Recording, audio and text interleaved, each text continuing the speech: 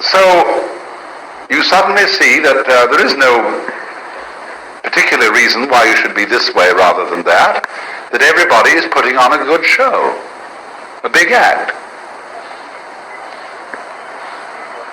And if you're not ready for that, if you're not educated to the point where you can understand that situation, you may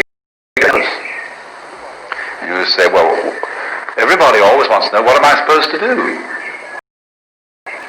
See, this is a common question. What am I supposed to do? How am I supposed to feel?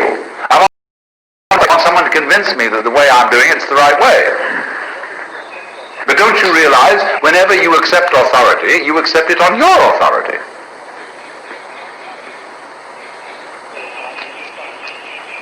You say, I believe the Bible. Because why do you believe the Bible? Because it said, Jesus says in the Bible.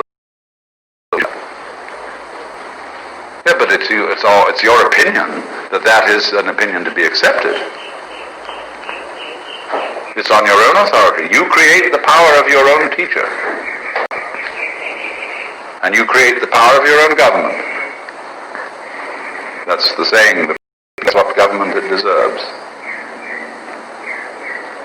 And if you fight and you don't overthrow it, well, then that's your problem. But always, you see, authority springs from you. So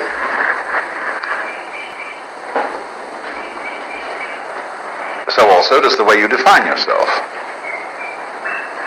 You accepted society and its suggestions, not tacitly, but you did. So here, in this amazing moment of seeing the world as a big act, as a big buzz, as jazz, doing this, it's all vibration. And you see absolutely no compelling reason why it should be that way rather than any other way. Well, if you don't panic, you see, then you get into the domain that Buddhists call suchness. It is just as it is. Now, if it's a big act, who's doing it? Who is the actor? What lies behind all this jazz? That's a big question. And it is through asking that question that we move from 6 to 7 into the state that I called light. Because when you become aware that way, and on top of this you have already, don't forget, become aware that you and the outside world are a single energy system.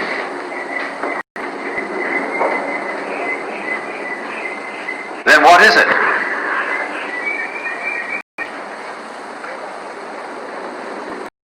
Yes, for example,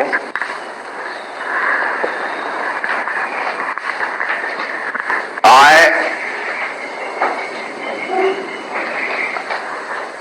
do not exist as I at all. That's other.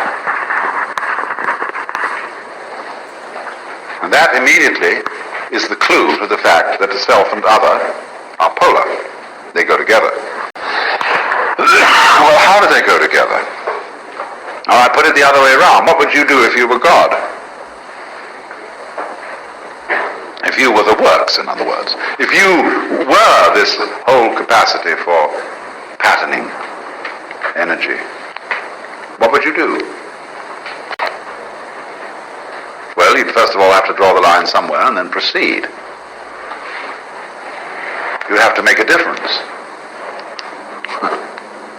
Because if something doesn't make a difference, it doesn't matter, does it?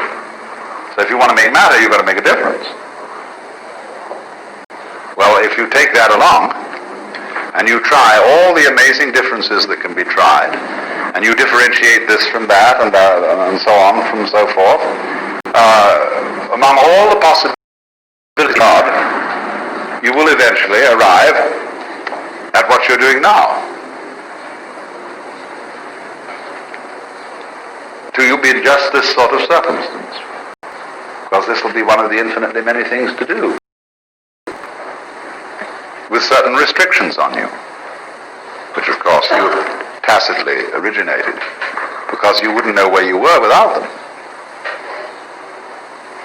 And then you suddenly see with this astounding clarity that the energy may symbolize itself to you as a sensation of intense light. You see, our understandings have a way of representing themselves in sensuous imagery. We say when very happy, I was walking on air. You could have knocked me down with a feather. He saw the light. Everything became clear, i.e. transparent. Now these are not necessarily meant literally, but in intense cases of insight, there is a literal sensory feeling corresponding to the insight. And when something becomes utterly clear in a way that is emotionally and intellectually overwhelming, you are liable to have the feeling of intense light inside your head. Or sometimes a feeling that everything looks transparent, as if it were glass, but it's still there. You don't actually see through it. You don't see the pattern on the but they look transparent because things have become, and it has become at this point light, shatteringly clear that everything is it, the light, the energy, coming on at you in different ways. And you're coming on at it, and it's all one coming on. You can see that light is the basic component of black things. There is nowhere that isn't light.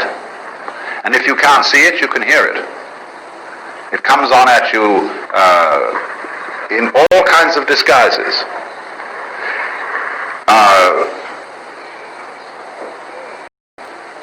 So here you see it's tabling.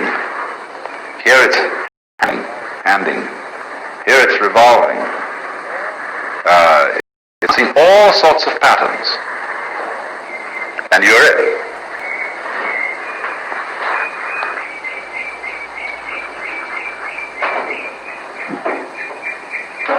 Now, as I said, this may clothe itself, this comprehension, in the sensation of vivid light as being the ultimate component of the, you might say, the very inside stream of the nerve. Reduce it all down to what it is fundamentally.